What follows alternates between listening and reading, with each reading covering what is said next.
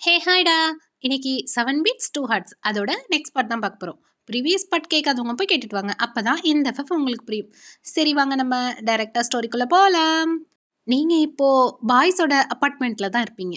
அங்க எதுக்கு போனீங்கன்னா, சிஇஓட அம்மா சாப்பாடு குடுத்துட்டு வர சொல்லியிருப்பாங்க. ஸோ நீங்க அத எடுத்துட்டு அங்க உள்ள போயிருந்திருப்பீங்க. அப்போ உங்ககிட்ட வாட்டர் கேட்டிருந்திருப்பான். நீங்க கிச்சன்ல போய் எடுக்க போயிருப்பீங்க. அங்க ஆரம் பிளெண்டர காணோம்னு தேடிட்டு இருந்திருப்பான். அப்போ அவன் கையில ஒரு நைஃப் வச்சிருந்திருப்பான். அத கபோர்ட்ல மேல வச்சுட்டு தேடிட்டு இருந்திருப்பான். நீங்க கிச்சனுக்குள்ள போவும், அவன் பிளெண்டர கண்டுபிடிக்கிறதும் கரெக்ட்டா இருக்கு. அவன் அந்த பிளெண்டர் எடுக்கும்போது, அந்த பிளெண்டர் பட்டு அந்த கத்தி கரெக்ட்டா அவன பார்த்து விழுது. நீங்க டக்குன்னு ஓடி போய் அவன தள்ளி விடுறீங்க. அவன தள்ளி விட்டுட்டு நீங்க நகர்றதுக்குள்ள, அந்த கத்தி உங்க லெஃப்ட் சைட்ல மேல இருந்து உங்க அப்பர் செஸ்ட் வர லைட்டா அப்படியே கிழிச்சு விட்டுருது. ரொம்ப ஆழமா இல்ல. ஆனாலும் கொஞ்சம் ரத்தம் வருது. ஆனா நீங்க அதெல்லாம் கேர் பண்ணிக்காம ஆரம்ப பார்த்து அப்படியே திட்ட ஆரம்பிக்கிறீங்க. உங்களுக்கு கொஞ்சமாவது கவனமே கிடையாதா? இந்நேரம் இந்த கத்தி உங்க முகத்துல அப்படியே கிழிச்சிருந்துச்சுன்னா என்ன ஆவறது? இவ்ளோ கேர்லெஸ்ஸாவா இருப்பாங்க? அப்படின்னு நீங்க கத்த ஆரம் ஒண்ணுமே புரியல. ஆரம் பேலன்ஸ் பண்ணி கீழே விழாம நின்னுட்டு திரும்பி பார்க்குறான். உங்க கழுத்துல அப்படியே பிளட்டு வருது. அவன் பார்த்துட்டு அப்பதான் அவனுக்கு புரியுது. ஓ! நம்ம மேல படாம இருக்கிறதுக்காக தான் நம்மள இவ தள்ளி விட்டுருக்கா அப்படின்னு அவனுக்கு புரிய வரவும், "ஒயன் என்ன அப்புறமா திட்டிக்கலாம். வா மொதல்ல உனக்கு ஃபர்ஸ்ட் எய்ட் பண்ணணும்." "அதெல்லாம் ஒண்ணும் வேணாம். நான் பார்த்துக்கிறேன். நீங்க கவனமா இருங்க." "ஒயன் என்னால தானே உனக்கு அடிபட்டுச்சு. எனக்காக தானே பண்ண. வா." அப்படின்ட்டு அவன் கூப்பிடுறான். "நான் ஒன்னும் உங்களுக்காகலாம் பண்ணல. உங்களுக்கு ஏதாவது ஒண்ணுன்னா அது சிஓ சார தான் பாதிக்கும். அதான்." "அது எப்படி எனக்கு ஏதாவது ஒண்ணுன்னா அவர பாதிக்கும்?" ஆ உங்களுக்கு அடிபட்டுச்சுன்னா, அப்புறம் கான்சர்ட்ல பார்ட்டிசிபேட் பண்ண முடியாது. அப்புறம் எல்லாருக்கும் சிஓ சார் தான் பதில் சொல்லணும். அவர் கஷ்டப்பட்டா என்னால தாங்க முடியாது. அதான். நீங்க மனசாட்சியே இல்லாம அப்படியே பொய்யா அடுக்குறீங்க. அவனுக்கு கொஞ்சம் சேடா தான் இருக்கு. சரி, இப்போ அது முக்கியம் இல்ல. அவளுக்கு எப்படியாவது ஃபர்ஸ்ட் எய்ட் பண்ணிரணும் அப்படின்னு அவன் நெனச்சுட்டே, சரி ஓகே. நீ எனக்காக பண்ணல. சிஓ சாருக்காக தான் பண்ண. நான் ஒத்துக்கிறேன். இப்போ உன்ன இப்படி அனுப்புனா சிஓ சார் என்னதான் திட்டுவாரு. உங்க வீட்டுக்கு வந்தா தானே இப்படி ஆயிடுச்சு. ஒரு ஃபர்ஸ்ட் எய்ட் கூட உன்னால பண்ண முடியாதா? அப்படின்னு. நான் சிஓ சாருக்காக தான் நானும் பார்க்குறேன். நீங்க திரும்ப அவன்கிட்ட ஏதோ பேச வர, அவன் உடனே, இங்க பாரு, நான் இப்படியே பொறுமையாலாம் பேசிட்டு இருக்க மாட்டேன். எவ்ளோ ப்ளீட் ஆகுது பாரு! அப்படின்னு அவன் வேகமா கத்தவும், அந்த கிச்சனே அலறுது. நீங்க அப்படியே பயத்துல வாய மூடிட்டீங்க.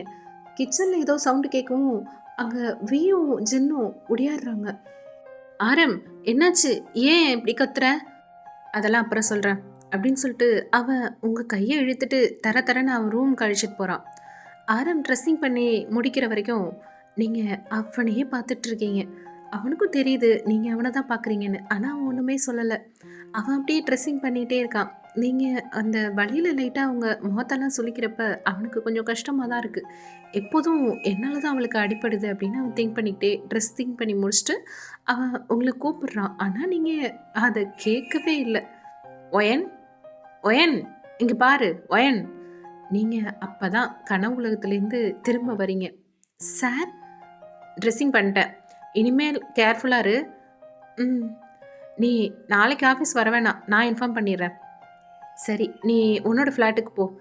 அவன் சொன்னதும் எதுவுமே சொல்லாம தலையாட்டிட்டு அங்கேருந்து வந்து எங்க உங்க ஃப்ளாட்டுக்கு வந்து உங்க ரூம்ல போய் படுக்குறீங்க. நெக்ஸ்ட் டே மார்னிங் நீங்க எப்போதும் போலவே அவசர அவசரமா ஆஃபீஸ் கிளம்புறீங்க. காலர் வச்சிருந்த சுடிதார எடுத்து போடுறீங்க. ஏன்னா, அப்பதான் யாரும் கேட்க மாட்டாங்க. அந்த கழுத்து சைடு தானே உங்களுக்கு கிழிச்சிருக்கும் இல்லையா?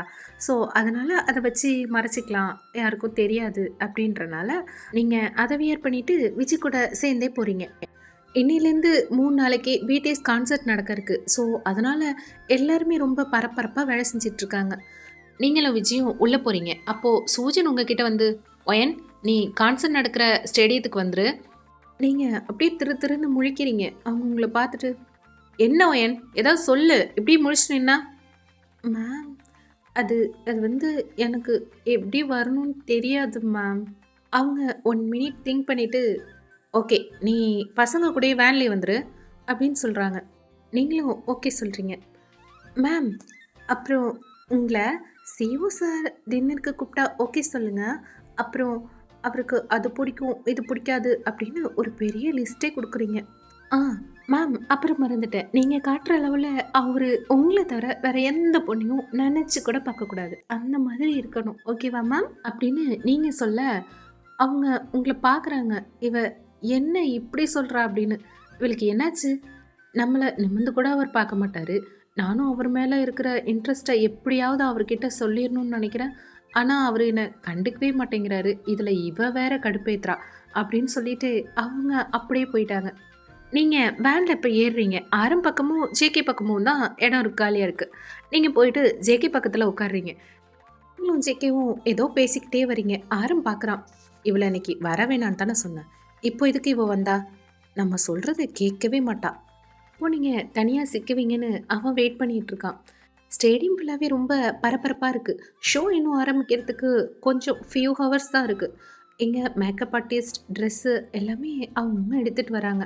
நீங்க இது எல்லாத்தையும் ஒரு ஓரமா உட்காந்து பார்த்துட்டு இருக்க, ஒருத்தர் ட்ரெஸ் எடுத்து குடுக்க, இன்னொருத்தர் அவர் ஹேரெல்லாம் சரி பண்ணி விட, இப்படின்னு பிஸியா இருக்கு. நீங்க ஓரமா உட்கார ஆரம்பிச்சுட்டு ஒருத்தங்களா அப்படியே பார்த்துட்டு இருக்கீங்க. ஜிமன், ஜேகே, வி, ஜேஹோப், சுகா இப்படி. கடைசியா உங்க கண்ணு இப்போ ஆரம் கிட்ட வந்து ஃபிக்ஸ் ஆயிடுச்சு. அவன பார்த்ததும் அவ்வளோதான். நீங்க வேர்ல்டே மறந்துட்டீங்க. ஆரம்ப தவிர வேற யாருமே உங்க கண்ணுக்கு இப்ப தெரியவே இல்ல.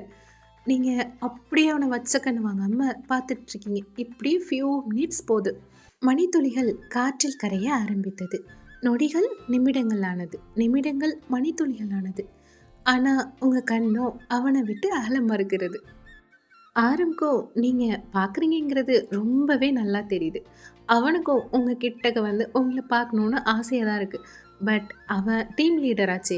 ஸோ, அதனால எல்லாத்தையும் அவனும் கண்ட்ரோல் பண்ணிட்டு, அவன் அவன் வேலைய பார்க்க ஆரம்பிக்கிறான். அது மட்டும் இல்லாம, அவனோட பேச்சு கேட்காம நீங்க இன்னைக்கு ஆஃபீஸ் வந்தது அவனுக்கு உங்க மேல கொஞ்சம் கோவமா தான் இருக்கு. ஸோ, அதனால உங்கள பார்க்கவே கூடாதுன்னு அப்படியே உங்கள இக்னோர் பண்ணிட்டு அவன் வேலைய பார்த்துட்ருக்கான். ஆனா, உங்க கண்ணும் அவன் எங்கெல்லாம் போறானோ, அது பின்னாடியே உங்க கண்ணு போது. வந்து உங்க பக்கத்துல ஒரு சேர இழுத்து போட்டு உட்கார்றான். உங்கள பார்த்துட்டு அவனாட்டு சிரிப்ப கண்ட்ரோலே பண்ண முடியல. வந்து ரொம்ப நேரம் ஆச்சு. உங்கள அப்படியே அவன் பார்த்துட்டே இருக்கான். ஆனா நீங்க இடியே விழுந்தாலும் அந்த சைடு திரும்பியே பார்க்கல. ஆரம் மட்டும் தான் நீங்க பார்க்குறீங்க. ரொம்ப நேரம் பார்த்துட்டு அவனும் பொறுமை இழந்துட்டு உங்க காது கிட்ட வந்து Hey, Namjoons. இப்படி டக்குன்னு அவன் கிட்டக்க வந்து சொல்லவும் உங்களுக்கு ரொம்ப பயந்து போயிட்டீங்க. நீங்க அப்படி பதறி அடிச்சு அந்த சேர்லேருந்து எழுந்திருக்கும்போது உங்களோட ஷோல்டரும் செஸ்ட்டும் போய் பக்கத்துல இருந்த ஃபோக்கஸ் லைட்ல போய் இடிக்குது. நீங்க வழி தாங்க முடியாம கத்துறீங்க. ஆ ஒயன் கத்தாதீங்க. உங்கள தான் அப்புறம் எல்லாரும் பார்ப்பாங்க. நீங்களும் வழியை அப்படியே பொறுத்துட்டு அப்படியே திரும்ப அந்த சேர்ல கீழே உட்காடுறீங்க. வி உங்களோட வழி புரியாம உங்கள பார்த்து, "என்ன ஒயன் பார்த்தது போதுமா? இல்ல நான் வேணா ஆரம்ப இங்க கூப்பிட்டு கொஞ்ச நேரம் உட்கார சொல்லட்டுமா? நீ கொஞ்ச நேரம் நல்லா கிட்ட பார்ப்பல." ஐயோ கடவுளே! நான் எவ்வளோ நேரம் இவனை பார்த்துட்டே இருந்தேன். இப்போ டைம் என்னாச்சு? அப்படின்னு சொல்லிட்டு நீங்க டைம்த்த பார்க்குறீங்க. அவன் லன்ச் டைம் ஆயிடுச்சு அப்படின்னு அவன் சொல்ல, உங்களுக்கு இப்படியா வெறிச்சு பார்ப்ப? எல்லாரும் உன்னை பற்றி என்ன நினைப்பாங்க? ஐயோ அதை விட நம்ம பார்த்தத ஆரம் பார்த்துருப்பான்னா என்ன அப்படின்னு நீங்கள் திங்க் பண்ணிட்டு இருக்க வி. ம் சொல்லுவேன். இல்லை நான் பார்த்தத ஆரம் பார்த்தாரா அப்படின்னு நீங்கள் கேட்க, அவன் நல்ல வேலை எல்லாரும் பிஸியாக இருந்தனால பார்க்கல அப்படின்னு சொல்ல வந்தவன் அதை சொல்லாமல், ஆரம் மட்டும் இல்லை ஒயன், இங்கே இருக்கிற எல்லாருமே உன்னை நல்லாவே பார்த்தாங்க. உங்களுக்கு என்ன சொல்கிறதுனே புரியல. நான் ரெஸ்ட் ரூம் போகிறேன் அப்படின்னு சொல்லிட்டு நீங்கள் அங்கேருந்து எழுந்து குடுக்குடுன்னு அப்படியே ரெஸ்ட் ரூம் ஓடுறீங்க. ஆரம் உங்களுக்கு முன்னாடி தான் வரான். ஆனால் நீங்கள் அதை கூட கவனிக்காமல் அப்படியே ரெஸ்ட் ரூம் போயிட்டீங்க. ஆரம் ரொம்ப பதட்டமாக ரெஸ்ட் ரூம் வெளியில் குறுக்கு நெருக்கமாக நடந்துட்டுருக்கான். உங்களுக்கு உள்ள அப்படியே மிரரை பார்த்துட்டு, நீங்கள் உள்ள அப்படியே மிரரை பார்த்துட்டு, ஒயன் உனக்கு கொஞ்சம் கூட அறிவே இல்லையா? முட்டாளா நீ? மூளையை கழட்டி வச்சிட்டியா? அவனை பார்த்தா உனக்கு மூளை மங்கி போயிடுதுடி. பைத்தியம் பைத்தியம் அப்படின்னு நீங்கள் உங்களை நீங்களே திட்டிக்கிட்டு அங்கேயே நிற்கிறீங்க. டைம் ஆகுதே தவிர நீங்கள் வெளியில் வர மாதிரி தெரியல. ஆரம் வெளியில ச்சே இவ உள்ள என்னதான் பண்றா? டைம் வேற ஆகுது. இன்னும் கொஞ்ச நேரத்துல கான்சர்ட் வேற ஸ்டார்ட் ஆயிடும். ஓகே கதவை தட்டிடுவோம் அப்படின்னு சொல்லிட்டு ஆரம் ரெஸ்ட் ரூம் கதவை தட்டி, ஒயன் என்ன பண்ற? உங்களுக்கு ஆரம்போட வாய்ஸ் கேட்டதும் தூக்கி வாரி போடுது. இவரு ஏன் என்ன கூப்பிடுறாரு? நீங்க எதுவுமே பேசாம இருக்க, ஒயன் நீ இப்ப வெளியில வரியா இல்ல நான் உள்ள வரட்டுமா? உங்களுக்கு என்ன சொல்றதுனே தெரியல. நீங்க அப்புறம் இதோ ஒரு நிமிஷம் நானே வரேன் அப்படின்னு சொல்றீங்க. இப்போ என்னாச்சு? ஏன் இவ்வளோ டென்ஷனா பேசுறாங்க? அப்படின்னு நீங்க அப்படியே பயந்துக்கிட்டு மெதுவா வெளியே வந்து எட்டி பார்க்க, ஆரம் உங்க கையை பிடிச்சு இழுத்துட்டு போறாரு. ஆ வலிக்குது கையை விடுங்க. ஆரம் அப்போ நீங்க சொல்றத கண்டுக்காம உங்கள அப்படியே இழுத்துட்டு போயிட்டு ஒரு ரூம்ல உள்ள போயிட்டு டோரை லாக் பண்ணிட்டான். நான் போணும் என்னை விடுங்க அப்படின்னு நீங்க சொல்லும்போதே உங்க வாய் அப்படியே தந்தி அடிக்குது பயத்துல. நீங்க பயப்படுறீங்கங்கிறது ஆரம்க்கும் நல்லாவே தெரியுது. ஆனா அத பத்தி அவன் கவலைப்படாம அங்க இருந்த சோஃபால அப்படியே உங்கள உட்கார வைக்கிறான். அவனும் உங்க பக்கத்துல அப்படியே நெருக்கமா வந்து உட்கார்றான். உங்க ஷால அப்படியே ஒரு பக்கமா ஒதுக்கி விட, உங்களோட ஹார்ட் பயத்துல வெளியில வந்து விழுந்துடும் போல வேகமா துடிக்குது. ஆரம் மெதுவா உங்களுடைய குர்தா பட்டனை கழட்ட ஆரம்பிக்கிறான். என்ன பண்றீங்க? கையை முதல்ல எடுங்க, இல்லைன்னா கத்தி எல்லாரையும் கூப்பிட்டுருவ அப்படின்னு நீங்க பயத்துல சொல்ல, அவன் நீங்க பேசுறது எதுவுமே காதுல வாங்காம, அவன் இன்னும் 2 பட்டன கழட்டி விட்டுட்டு, அங்க ரத்தம் வருது. அத ஒரு காட்டன் துணி எடுத்து தொடச்சு விடுறான். நீங்க அவ்ளோ நேரம் கண்ண இறுக்கமா மூடிட்டு இருந்தீங்க. நெஞ்சில சுருக்குன்னு ஒரு வலி வரவும், ஐஸ ஓப்பன் பண்ணி பார்க்குறீங்க. நெஞ்சில உள்ள காயத்துல ரத்தம் லைட்டா வருது. வந்து அது காஞ்சு போயிருக்கு. இவன போய் தப்பா நெனச்சுட்டோமே! அப்படின்னு நீங்க கில்ட்டியா ஃபீல் பண்ணிட்டு இருக்க, ஆரம் எதுவுமே பேசாம அப்படியே ட்ரெஸ்ஸிங் பண்ணிட்டுருக்கான். உங்களுக்கு அவன் உங்ககிட்ட இவ்ளோ நெருக்கமா உட்காந்துட்டு உங்கள டச் பண்ணிட்டு இருக்குது உங்களுக்கு கொஞ்சம் அன்ஈஸியா தான் இருக்கு. அதனால நீங்க அவன பார்க்காம வேற பக்கம் திருப்பிட்டு அப்படியே உட்காந்துருக்கீங்க. ஆரம்க்கு நீங்க எப்போதும் போல அவன தப்பா நெனச்சிட்டீங்கன்னு அவனுக்கு ரொம்பவே கஷ்டமா இருக்கு. அப்ப அவனோட மனசாட்சியோ, "ஒயன் தப்பா நெனைக்கிற மாதிரி தானே நீ அவகிட்ட நடந்துட்டுருக்க" அப்படின்னு சொல்ல, உங்கள நெனச்சாலே அவனாட்டி கண்ட்ரோல் பண்ண முடியாது. இருந்தும் நீங்க இவ்ளோ பக்கத்துல இருக்கும்போது, ரொம்ப அவன் கண்ட்ரோல் பண்ணிட்டு உங்களுக்கு ட்ரெஸ்ஸிங் பண்ணிட்டுருக்கான். அவன் எல்லாத்தையும் பண்ணி முடிச்சுட்டு, உங்கள நிமிர்ந்து கூட பார்க்காம அப்படியே டோர் பக்கம் போறான். அவன் எதுவுமே பேசாம போறது உங்களுக்கு கொஞ்சம் கில்ட்டியா இருக்கவும், "சார்" அப்படின்னு நீங்க கூப்பிட, ஆரம் திரும்பாமலே அதே இடத்துல நின்னுட்டு, அவன் எதுவும் பேசாம இருக்கவும், "சார், நான் ஒன்னும் வேணும்னு அப்படி சொல்லல. அது வந்து" அப்படின்னு நீங்க ஆரம்பிக்கும்போதே, "இல்ல ஒயன், எதுவும் விளக்கம் சொல்லலாம் வேண்டாம். எனக்கு நல்லாவே புரிஞ்சிருச்சு. அப்புறம் யாருமே செஞ்ச தப்ப திரும்ப திரும்ப பண்ண மாட்டாங்க. ஆனாலும் என் மேல தப்பு இருக்கு. சாரி" அப்படின்னு அவன் அப்படியே சேடா சொல்ட்டு, "அப்புறம் பட்டன போட்டுக்கோ. யாராவது வந்துற போறாங்க" அப்படின்னு சொல்லிட்டு அவன் வெளியில போயிட்டான். நீங்க மிரர் முன்னாடி நின்னுட்டு பட்டன போட்டுட்டே, இப்போ நான் என்னதான் பண்றது? எது பேசினாலும் தப்பாவே போயிடுது. ஒயன் இவனுக்கு எப்ப பார்த்தாலும் உன்ன தனியா புலம்ப விடுறதே வேலையா போச்சுடி. இப்போ அவன் என் மேல கோவமா இருக்கானா? நான் எப்படி சமாதானப்படுத்துவேன்? நீங்க புலம்ப உங்க மனசாட்சி ஏன் நீ அவன சமாதானப்படுத்தணும்? அப்படின்னு கேக்குது. ஏன்னா அவன் என்ன தப்பா புரிஞ்சுக்கிட்டான். தப்பா புரிஞ்சுக்கிட்டா நல்லதுதான். அவனுக்கு ஒன்றும் உன் மேல இன்ட்ரெஸ்ட் இல்ல. உனக்கு தான் இருக்கு. அதோட அவன் ஆல்ரெடி ஒரு பொண்ண லவ் பண்றான். அதனால இந்த மிஸ் அண்டர்ஸ்டாண்டிங் எதையும் மாத்த போறது இல்ல. அதனால நீ வாய மூடிக்கிட்டு பேசாம இரு அப்படின்னு மனசாட்சி சொல்லுது. ம் அதுவும் கரெக்டு தான். எதுவும் மாற போறதில்ல. எதுவும் மாறவும் மாறாது அப்படின்னு நீங்க நினைச்சுக்கிட்டே கான்சர்ட் நடக்கிற இடத்துக்கு போறீங்க. அங்க ஷோவும் ஸ்டார்ட் ஆயிடுச்சு. இப்படியே டைம் போயிட்டுருக்கு. ஒரு சாங் 2 சாங்ன்னு சாங் அவங்க பாடிக்கிட்டே இருக்காங்க. நீங்க அப்போ அங்க உள்ள கூட்டத்த எல்லாத்தையுமே பார்க்குறீங்க. அப்பா! எவ்ளோ பேர் வந்திருக்காங்க பாரு! எல்லாருமே அவ்ளோ என்கரேஜ் பண்றாங்கல்ல, அப்படின்னு நீங்க அப்படியே ஷாக்கா பார்த்துட்டு இருக்க, அப்போதான் அங்க விஜி வரா. "விஜி, இவ்ளோ நேரம் நீ என்ன பண்ண? எங்க தான் போன?" "உனக்கு என்னப்பா? நீ ஃபிசியோங்கிற சாக்குல எப்ப பாரு பிடிஎஸ் கூடவே இருக்க. ஆனா எனக்கு, நான் கேர்ல்ஸ் குரூப்ப பார்க்கணும். பிடிஎஸ் மீட் பண்றதுக்கு எப்பயாவது தான் சான்ஸ் கிடைக்குது. நான் எல்லாத்தையும் முடிச்சுட்டு அவசர அவசரமாக ஓடி வந்தேன் அப்படின்னு அவ சொல்ல, சரி சரி, ஓகே, விடு விடு, கோவப்படாத. அங்கே பாரு, ஃபேஸை பாரு, உன்னோட டென்ஷன் எல்லாம் பறந்து போயிடும் அப்படின்னு நீங்கள் கிண்டல் பண்ண, அவ ஆமால்ல, எனக்கு எவ்வளோ ஸ்ட்ரெஸ்ஸு, டென்ஷன் இருந்தாலும் வியோட வீடியோ பார்த்தாலே என்னோட கவலை எல்லாம் பறந்து போயிடும்.